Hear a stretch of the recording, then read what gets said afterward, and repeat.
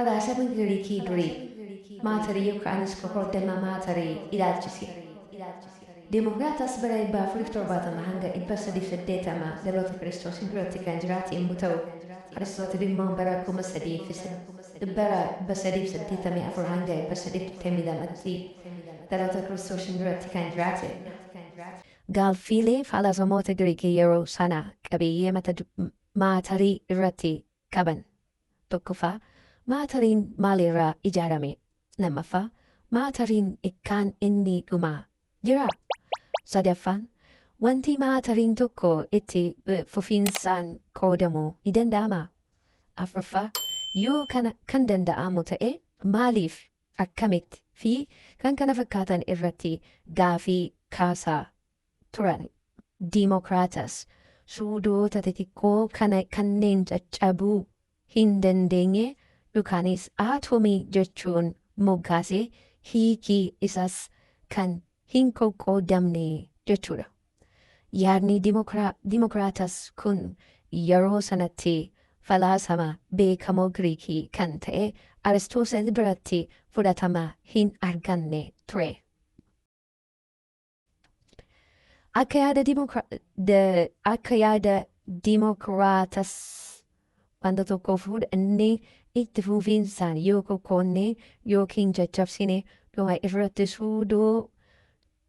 suudoo qeenxee daran hiramuu hin dandeenye arganna kan jedhu ture.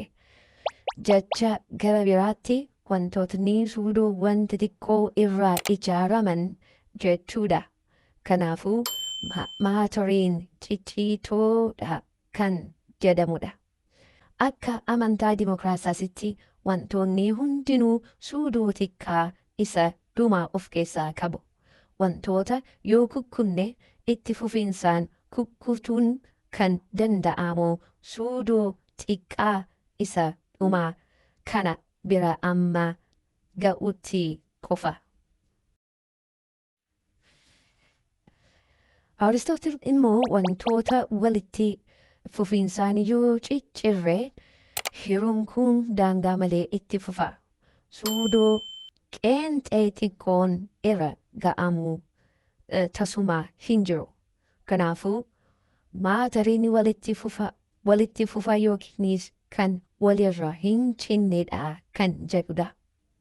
Yeroo Dimokraatasiin yaadrimii atomii dhiheessuu sana gochi yaalii jedhamu hin beekamu ture.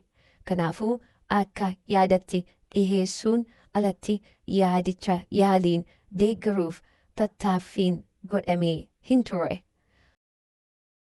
Subscribe, share and click the bell icon to be notified of all new quiz videos. Check in the description below for the next quiz videos to be released and leave a message under the comment.